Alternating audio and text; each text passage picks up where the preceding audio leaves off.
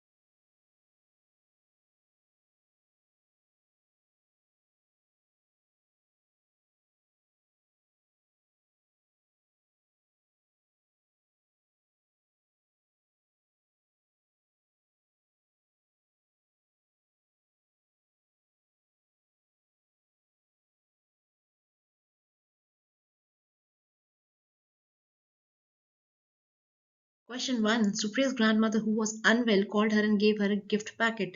Supriya Power opened the packet and saw many crumpled share certificates inside. Her grandmother told her that they had been left behind by her late grandfather. As no trading is now done in physical form, Supriya wants to know the process by adopting which she is in a position to deal with the certificates. Identify and state the process, and second is also give two reasons to Supriya's why dealing with shares in a physical form had been stopped. Question समझते हैं। सुप्रिया की grandmother जो कि अभी ठीक नहीं है, उन्होंने बुलाया और एक गिफ्ट पैकेट सुप्रिया को हैंड ओवर किया। सुप्रिया ने जब उसको देखा तो उसके अंदर उसे बहुत सारे क्रम्पल्ड मीन्स खराब शेयर सर्टिफिकेट्स मिले। उसकी ग्रैंडमदर ने बोला ये उसके ग्रैंडफादर छोड़ के चले गए थे। क्योंकि एज ऑफ नाउ कुछ भी ट्रेडिंग हमारी फिजिकल फॉर्म में नहीं होती, सुप्रिया प्रोसेस जानना चाहती है किस तरीके से क्या सा प्रोसेस फॉलो करके वो इन सर्टिफिकेट्स का डील कर सकती है। तो हमसे दो क्वेश्चन पूछे गए हैं। पहला, आइडेंटिफाई एंड से द प्रोसेस। दूसरा, also give the reasons to Supriya's why dealing with the shares in physical form has been stopped. तो पहला क्वेश्चन का आंसर है identify and state the process. तो इसका आंसर है डीमटेरियलाइजेशन। आप लोगों को मालूम है पहले क्या होता था, जो शेयर्स होते थे वो हमारे फिजिकल फॉर्म में हमें सर्टिफिकेट्स मिला करते थे। बाद में गवर्नमेंट ने एक नोटिफिकेशन जारी करी जिसके अंडर हमें सारे के सारे जो फिजिकल फॉर्म के शेयर्स थे उनको चेंज करवा के इलेक्ट्रॉनिक फॉर्म में लेके आना पड़ा। तो इसमें सुप्रिया को क्या करना पड़ेगा, जो उसके शेयर सर्टिफिकेट्स के पास पड़े थे फिजिकल फॉर्म के शेयर सर्टिफिकेट्स, उसको चेंज करवा के उसे इलेक्ट्रॉनिक फॉर्म में कन्वर्ट करवाना है। तो इसको प्रोसेस को कहते हैं dematerialisation. So dematerialisation is a process where the securities held by investors in physical form are cancelled. The investor gives an electronic entry or number so that she can hold it as an electronic balance in an account. अब उसकी सुप्रिया के account में जितने भी share certificates थे जो उसकी grandmother ने दिए थे वो उनके पास में एज एन इलेक्ट्रॉनिक फॉर्म आ गया, इलेक्ट्रॉनिक बैलेंस उनके अकाउंट में ट्रांसफर कर दिया गया। नेक्स्ट हमसे पूछा जा रहा है give the reasons to suppliers why dealing with shares in a physical form has been stopped. क्या रीजन है? क्योंकि आजकल शेयर फॉर्म में नहीं है डीलिंग होती। इसके 3-4 रीजन हैं। पहला रीजन था थेफ्ट। जब लोगों के पास में फिजिकल फॉर्म में सर्टिफिकेट्स होते थे तो चोरी का खतरा रहता है। फेक और फोर्स ट्रांसफर्स, नकली के ट्रांसफर्स का खतरा रहता है। ट्रांसफर में डिलेज होते हैं। Paper work associated with share certificates और debentures held in physical form. बहुत सारा पेपर वर्क इन्वॉल्व होता है शेयर सर्टिफिकेट्स में, जो कि पहले हमारे पास हार्ड कॉपीज होती थी। आजकल since it is an electronic form तो ये सब कुछ हमारा कम हो चुका है, मिनिमाइज हो चुका है। इसमें हमें बहुत सारा ये प्रोसेस फॉलो नहीं करना पड़ता। तो हमारा आंसर है पहला डीमेटेरियलाइजेशन, और सेकेंड है हमने दिया हमारी क्या क्या प्रॉब्लम्स आती थी फिजिकल फॉर्म को डील करने के लिए। नेक्स्ट क्वेश्चन देखते हैं। Question: Zenith Limited is a highly reputed company and many people wanted to join this company. The employees of this organizations are very happy. They discussed how they come into contact with this organization. Aman said he was introduced by the present sales manager, Mr. John Benu, said that he had applied through the newspapers and was appointed as an HR. Mr. Vaibhav said that he was neither related to any of the employees of the organization nor any advertisement in the newspaper. Even then, he directly called from IIM Ahmedabad, from where he has about to complete his MBA. The above discussion is indicating an important functions of management. Name the function of management. And second question है, the management function identified in part A follows a particular process. Explain the steps of the process by which being discussed in the above para. ये हमारे दो questions बनते हैं। Question को समझते हैं क्या बोल रहा है। जीनत लिमिटेड एक बहुत ही अच्छी हाईली रेप्यूटेड ऑर्गेनाइजेशन है जहां पे लोग चाहते हैं उस ऑर्गेनाइजेशन को ज्वाइन करना। अब कुछ एम्प्लॉइज आपस में बैठ के बातें कर रहे हैं, जिसमें से एक अमन है। अमन कहता है मुझे प्रेजेंट सेल्स मैनेजर ने जॉब दिलवाई। दूसरा मिस्टर बेनू कहते हैं कि मैंने न्यूज़पेपर के थ्रू अप्लाई किया तो मुझे वहां के थ्रू जॉब मिली। तीसरा मिस्टर वैभव कहते हैं कि ना मैं किसी एम्प्लॉय को यहाँ पे जानता हूँ, ना मैंने एडवर्टीजमेंट दी, फिर भी मुझे डायरेक्टली यहाँ से कॉल आया IIM अहमदाबाद से, जहाँ पे मैं MBA कर रहा था। तो हमसे पूछा गया कि इसमें सबसे पहले बताइए एक फंक्शन ऑफ मैनेजमेंट है। ये कौन सा फंक्शन ऑफ मैनेजमेंट है? Name the function of management. तो इसका आंसर है, सिंस यहाँ पे हम रिक्रूटमेंट की बात कर रहे हैं, यहाँ पे हम लोगों की ऑर्गेनाइजेशन ज्वाइनिंग की बात कर रहे हैं, तो हमारा जो इसमें फंक्शन है वो है स्टाफिंग। स्टाफिंग की डेफिनेशन क्या होती है? टाइमली फुलफिलमेंट करना मैन पावर रिक्वायरमेंट की। ये आप किसी भी तरीके से फुलफिलमेंट कर सकते हैं, इंटरनल सोर्सेज के थ्रू कर सकते हैं, एक्सटर्नल सोर्सेज के थ्रू कर सकते हैं। यहाँ पे दोनों सोर्सेज की डिस्कशन की गई है। सो इस चैप्टर इसका जो सोल्यूशन बनता है वो बनता है स्टाफिंग। नाउ नेक्स्ट आता है the management function identified in part A follows a particular process. अब जो पार्ट ए में हमने डिस्कस किया उसका प्रोसेस कौन सा फॉलो करते हैं? इसका आंसर है रिक्रूटमेंट। रिक्रूटमेंट क्या होता है? It is defined as a process of searching for prospective employees and stimulating them to apply for the jobs in the organization. अभी जितने भी लोग थे उनको ये प्रोसेस, चाहे वो किसी एग्जिस्टिंग सेल्स मैनेजर के थ्रू या किसी न्यूज़पेपर के थ्रू या किसी अपने कॉलेज के थ्रू उन्होंने अप्लाई किया, तो ये एक उनको आस्क दी गई है कि आप अप्लाई करो इस जॉब के लिए। This is a process of researching for the prospective employees and stimulating them to apply for this position in the organisation. Next question समझते हैं। Next question. The barrier to effective communication exists in all organizations. Explain any 3 measures to overcome these barriers. Question कहता है कि जो effective communication है उसके barriers पूरी organization में exist करते हैं। कोई 3 measures बताइए जिस तरीके से हम इन barriers को overcome कर लें। Barriers का मतलब होता है hurdles, problems या फिर clear communication में जो problem आती है वो हर organization में exist करती हैं। हमें कोई 3 तरीके देने हैं जिस तरीके से हम इन problems को overcome कर सकते हैं। तो पहला point आता है clarify the idea before communication।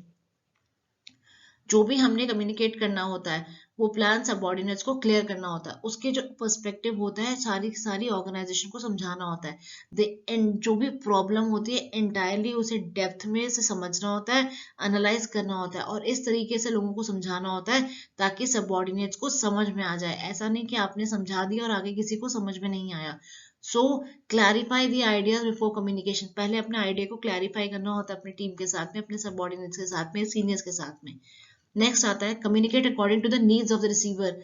आपके रिसीवर की क्या नीड्स हैं, आपकी क्या ऑडियंस है, आप जिसको कम्युनिकेट कर रहे हैं, क्या लेवल ऑफ अंडरस्टैंडिंग है आपके सबऑर्डिनेट्स का।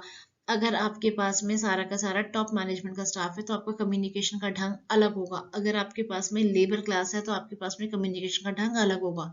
That is you have to understand the needs of the receiver. Third point, consult others before communicating. Communicate करने से पहले आप कंसल्ट कर लो।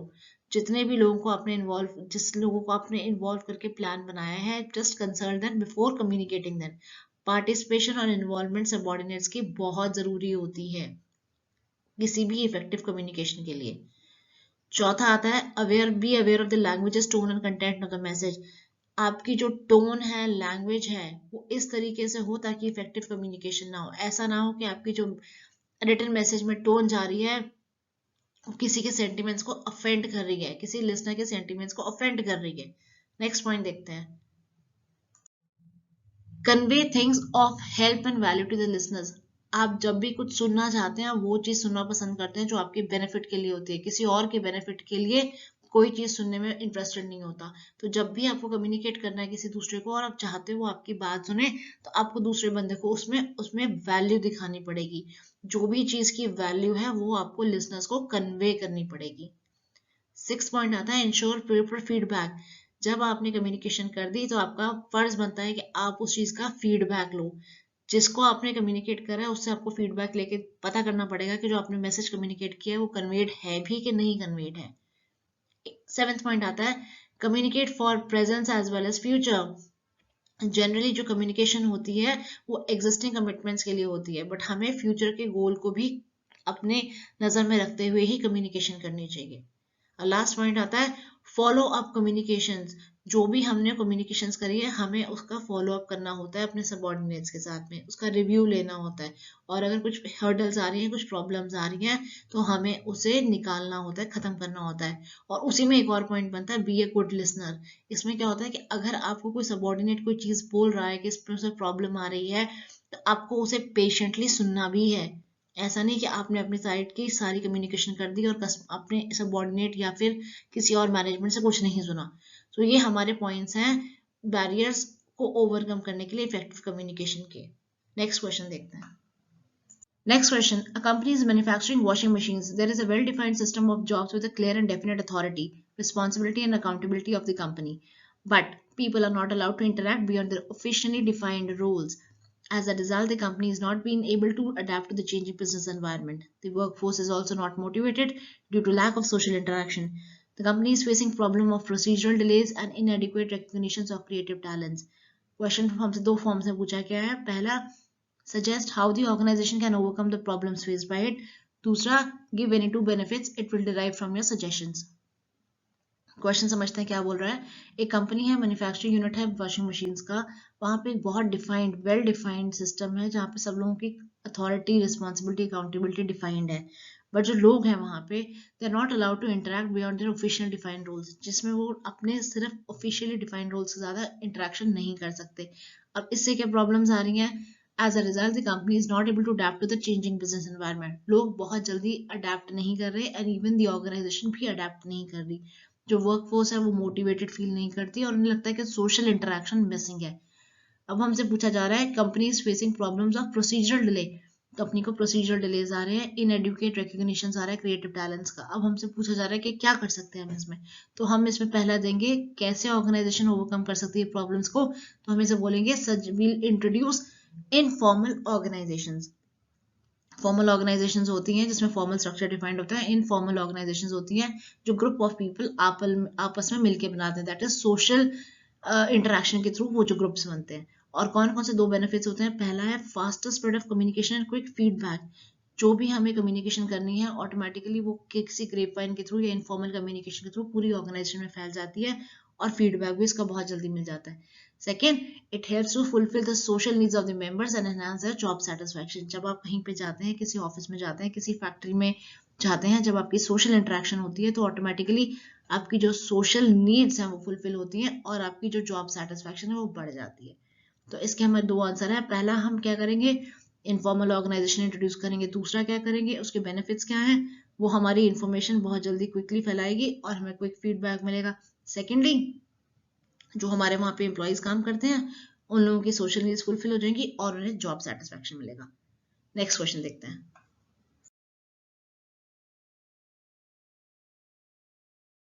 Next question. Mr. Nath, a recently appointed production manager of Suntech Limited, has decided to produce jute bags instead of plastic bags, as these are banned by the government. He set a target of producing 1,000 jute bags a day It was reported that employees were not able to achieve the targets. After analysis, he found that employees were demotivated and not putting in their best for achieving the targets. Mr. Nath's behavior is a good towards the employees. His attitude is always positive. So he announced various incentive schemes for the employees, like installing award or certificate for the best performance, rewarding an employee for giving a valuable suggestion, congratulating the employees for good performance. Now इसमें हमसे तीन चीजें पूछी गई हैं. पहला, identify the functions of management highlighted in the above paragraph. दूसरा, state the incentive under which the employees are motivated. और तीसरा, state any two values which the production manager wants to communicate to the society by his work and behavior. Question को समझते हैं. Mister नाथ जो है एक production manager है Sunteck limited में. उन्होंने डिसाइड किया कि मैं जूट बैग्स प्रोड्यूस करूंगा इंस्टेड ऑफ प्लास्टिक बैग्स, क्योंकि प्लास्टिक बैग्स गवर्नमेंट ने बैन कर दिए हैं. उनका टारगेट है 1000 जूट बैग्स प्रोड्यूस करने का. अब जब उन्होंने देखा जो उनके एम्प्लॉयज हैं वो टारगेट्स अचीव नहीं कर पा रहे, एनालिसिस करने के बाद उन्हें पता चला कि उनके एम्प्लॉयज बहुत डीमोटिवेटेड फील करते हैं. इस वजह से वो अपना टारगेट अचीव नहीं कर पा रहे. मिस्टर नाथ का बिहेवियर बहुत अच्छा है अपने एम्प्लॉयज के साथ में, बहुत पॉजिटिव है. तो उन्होंने बहुत सारी इंसेंटिव स्कीम्स चलाई. इंसेंटिव स्कीम्स क्या चलाई, जैसे कि इंस्टॉलिंग अवार्ड दिया, सर्टिफिकेट दिया बेस्ट परफॉर्मेंस के लिए, एम्प्लॉयज़ को रिवॉर्ड किया, वैल्यूएबल सजेशंस के लिए कॉन्ग्रेचुलेट किया. तो हमसे पूछी जा रही हैं तीन चीज़ें. पहला, आइडेंटिफाई करना function of management highlighted in the above paragraph. अब जो इसमें फंक्शन है तो इसमें दो फंक्शंस आते हैं. पहला आता है कंट्रोलिंग और दूसरा आता है डायरेक्टिंग. कंट्रोलिंग क्यों आता है, क्योंकि कंट्रोलिंग में आपने सारा का सारा देखा कि सारे के सारे जो आपके एम्प्लॉयज़ हैं वो किस तरीके से परफॉर्म कर रहे हैं, आपको परफॉर्मेंस दे पा रहे हैं नहीं दे पा रहे हैं. तो ये तो हो गया आपका कंट्रोलिंग का. नेक्स्ट आपका आता है डायरेक्टिंग. डायरेक्टिंग क्यों आता है, क्योंकि डायरेक्टिंग के अंदर हमारा इंसेंटिव प्रोग्राम्स आते हैं. पहला इंसेंटिव प्रोग्राम होता है फाइनेंशियल इंसेंटिव प्रोग्राम, दूसरा होता है non financial incentive programme. Non financial incentive programme के अंदर एक आता है एम्प्लॉय रिकॉग्नाइजेशन प्रोग्राम्स, जिसके अंदर ये सारी की सारी स्कीम्स चलाई जाती हैं, जिसमें आपको सर्टिफिकेट फॉर बेस्ट परफॉर्मेंस दिया जाता है, एम्प्लॉयज़ को रिवॉर्ड किया जाता है सजेशंस के लिए और कॉन्ग्रेचुलेट किया जाता है. तो ये आपका हो गया employee recognition programmes. Employee recognition programmes में और भी चीज़ें आती हैं, जैसे नॉन फाइनेंशियल इंसेंटिव्स की अगर मैं बात करूँ तो उसमें आपके चार पांच चीज़ें आती हैं. जैसे पहला होता है स्टेटस होता है, दूसरा होता है ऑर्गेनाइजेशन क्लाइमेट, तीसरा होता है career advancement opportunities, job enrichment होती है, जॉब सिक्योरिटी दी जाती है, एम्प्लॉय पार्टिसिपेशन के लिए उनको प्रमोट किया जाता है, एम्प्लॉय को पावरमेंट दी जाती है. तो ये सब आपका नॉन फाइनेंशियल इंसेंटिव्स में आता है. अब लास्ट आता है कि कौन सी वैल्यू वो देना चाहते हैं. तो वैल्यू है वो sensitivity to environment and good behaviour towards employee, team work with employees को प्रमोट करना चाहते हैं. तो ये हो गई हमारी सूटेबल वैल्यूज. नेक्स्ट क्वेश्चन देखते हैं.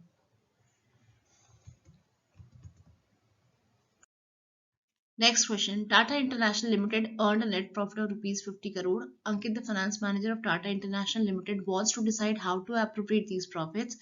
Identify the decision that Ankit will have to take and also any 5 factors which help him in taking the decision. Question में लिखा है कि टाटा इंटरनेशनल एक कंपनी है जिसने 50 करोड़ का प्रॉफिट बुक किया है. अंकित फाइनेंस मैनेजर है वहाँ के. अब उन्होंने डिसाइड किया कि जो प्रॉफिट है इसको हमें शेयर होल्डर्स को डिस्ट्रीब्यूट करना चाहिए. नाउ उन्होंने बोला हमें डिवाइड, आप आइडेंटिफाई करो कि अंकित क्या डिसीजन ले, किस तरीके से प्रॉफिट डिवाइड करें, एंड सेकेंडली कोई भी 5 फैक्टर्स जो हेल्प करेंगे अंकित को डिसीजन लेने के लिए. तो इसका जो आंसर बनता है वो आता है कि Ankit will take a decision to provide dividend to the share holders. Dividend क्या चीज़ होती है? डिविडेंड वो पोर्शन होता है आपके प्रॉफिट का जो कि आप शेयर होल्डर्स को डिस्ट्रीब्यूट करते हो. जो आपका प्रॉफिट बचता है टैक्स पे करने के बाद में, आपको कितना शेयर होल्डर्स को देना है, कितना आपको बिजनेस में रिटेन करना है, उसको कहते हैं डिविडेंड डिसीजन. अब जब भी डिविडेंड डिसीजन लिया जाता है उसको लेने के बहुत सारे फैक्टर्स होते हैं. हमें यहाँ पे 5 मेंशन करने हैं पर हम 5 से ज़्यादा डिस्कस करेंगे. सबसे पहला आता है आपकी अमाउंट ऑफ अर्निंग. अब now will discuss the factors that will affect how Ankit is going to take a decision for the dividend. पहला आता है अमाउंट ऑफ अर्निंग. अर्निंग्स क्या होती हैं? आपका डिविडेंड जो पे करते हैं कंपनी वो करंट या पास्ट अर्निंग्स को देखते हुए पे करती हैं. आपकी क्या अर्निंग्स चल रही हैं वो सबसे पहला इंपॉर्टेंट फैक्टर रोल प्ले करता है आपके डिविडेंड डिसीजन में. फिर आता है आपका स्टेबिलिटी अर्निंग. आपकी जो कंपनी है उसकी क्या अर्निंग स्टेबल है या नहीं है, क्या वो हायर डिविडेंड डिक्लेयर कर सकती है या नहीं कर सकती है, पास्ट की परफॉर्मेंस क्या रही है, उसकी करंट परफॉर्मेंस क्या चल रही है, सबको देखते हुए ही वो स्टेबिलिटी अर्निंग के बेसिस पे ही डिविडेंड्स डिक्लेयर करती है. नेक्स्ट आता है स्टेबिलिटी ऑफ डिविडेंड्स। अब जो कंपनी है जनरली फॉलो करती है पॉलिसी की जो डिविडेंड पे करती है वो पर शेयर वो स्टेबलाइज्ड हो। स्टेबलाइज मीन्स एक जैसा डिविडेंड हो, ऐसा नहीं कि वो अप डाउन डिविडेंड्स वो करती रहती है। तो इसको डिविडेंड पर शेयर तब तक वो ऑल्टर नहीं करती जब तक उसकी जो पुरानी अर्निंग कुछ चेंजेस नहीं होते या फिर कुछ टेम्पररी अर्निंग्स होती है कंपनी की।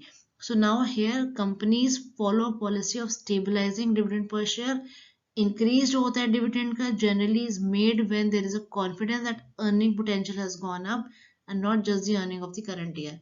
इसका मतलब है कि जो कंपनी का टोटल अर्निंग कैपेसिटी है, पोटेंशियल है, वो ऊपर चला गया है, सिर्फ इस साल का अर्निंग ऊपर नहीं गई है, तभी वो अपने कम जो डिविडेंड्स है उन्हें बढ़ाती है, अदरवाइज सेम।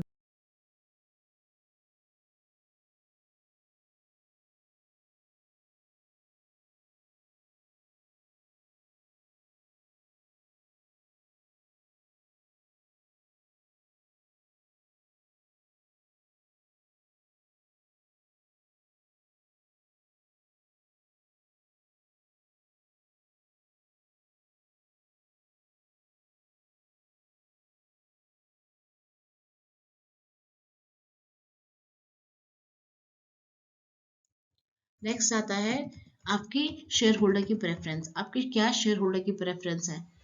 क्या आपके शेयर होल्डर्स को डिविडेंड चाहिए? आपके मार्केट के सेंटीमेंट्स क्या बोलते हैं? अगर मार्केट के सेंटीमेंट्स बोलते हैं कि जो बहुत सारे शेयर होल्डर्स हैं वो उनका रेगुलर सोर्स ऑफ इनकम उनके डिविडेंड्स ही रहता है, तो आपको डिविडेंड पे करने होते हैं। फिर है कैश फ्लो पोजीशन। एक जो कंपनी है उसमें कितना कैश है वो बहुत डिपेंड करता है। अगर कंपनी शॉर्ट ऑन कैश है तो वो डिविडेंड नहीं डिक्लेयर करती है, अगर कैश काफी है तो वो डिविडेंड्स डिक्लेयर कर देती है। थर्ड नेक्स्ट पॉइंट आता है टैक्सेशन पॉलिसी। आपने जब डिविडेंड पे किया तो क्या टैक्स किस पे एंड टैक्स लग रहा है? जैसे फॉर एग्जांपल जो आपका टैक्स रेट है, अगर आप ज़्यादा डिविडेंड पे करते हो तो आपका टैक्स रेट कम होता है। जो हालांकि डिविडेंड्स अगर शेयर होल्डर्स के हाथ में जाते हैं तो वो टैक्स फ्री होते हैं। और सेकेंडली जो प्रेजेंट टैक्स पॉलिसी है वो कहती है कि शेयर होल्डर्स प्रेफर करते हैं कि उनके पास में ज़्यादा डिविडेंड जाए। तो आपका जो टैक्सेशन पॉलिसी है बहुत इंपॉर्टेंट रोल प्ले करती है डिविडेंड डिस्कशन में। नेक्स्ट आता है स्टॉक मार्केट का रिएक्शन कैसा रहेगा। स्टॉक मार्केट का रिएक्शन होता है बहुत सारे इन्वेस्टर्स जो होते हैं वो देखते हैं कि हमें अगर डिविडेंड मिल रहा है किसी कंपनी के शेयर से तो ऑटोमेटिकली वो उस कंपनी को रेप्यूटेड मानते हैं और उसमें इन्वेस्टमेंट करना प्रेफर करते हैं। तो इसे कहते हैं स्टॉक मार्केट रिएक्शन। अगर आपकी कंपनी ने डिविडेंड डिक्लेयर कर दिया, डिविडेंड डिक्लेयर करने के बाद में लोगों का कॉन्फिडेंस ऑटोमेटिकली आपकी कंपनी में बढ़ जाता है। फिर आता है access to the capital market. जो लार्ज और रिप्यूटेड कंपनीज होती हैं उन्हें कैपिटल मार्केट में बहुत इजीली एक्सेस होता है। मीन्स उन्हें अपनी जो रिटेन्ड अर्निंग्स होती हैं, जो उनके पास पैसा होता है, उन पर डिपेंड नहीं करना पड़ता, तो वो लोग आसानी से डिविडेंड पे कर सकते हैं। ऑल्टरनेटिवली जो कंपनीज जिन्हें कैपिटल मार्केट के थ्रू पैसा नहीं मिलता उन्हें पैसा होल्ड बैक करना पड़ता है। Then come the legal constraint. Legal constraint क्या होता है? कुछ ऐसे हमारे कंपनीज एक्ट हैं वो रिस्ट्रिक्शंस प्लेस करती हैं डिविडेंड पे आउट के लिए, तो हमें लीगल कंस्ट्रेंट्स को भी देखना पड़ता है। लास्ट आता है कॉन्ट्रैक्चुअल कंस्ट्रेंट। कॉन्ट्रैक्चुअल कंस्ट्रेंट होते हैं फॉर एग्जांपल आपकी एक कंपनी है उसने किसी और कंपनी से लोन ले रखा है, तो क्या दूसरी कंपनी के साथ आपके क्या कॉन्ट्रैक्चुअल ऑब्लिगेशंस हैं जिसके अंदर आपको डिविडेंड पे करना अलाउड है, नहीं अलाउड है, तो ये भी आपको देखना पड़ता है। तो यहाँ पे हमने 7-8 फैक्टर्स डिस्कस करे हैं डिविडेंड डिसीजन के लिए। With this we have come to the end of fifth sample paper. Video short रखने का रीजन ये है कि आप जल्दी सारे क्वेश्चन ग्रास्प कर लो। Stay tuned and subscribe to the channel so that you can get more videos and more important questions. Thanks a ton. Stay tuned.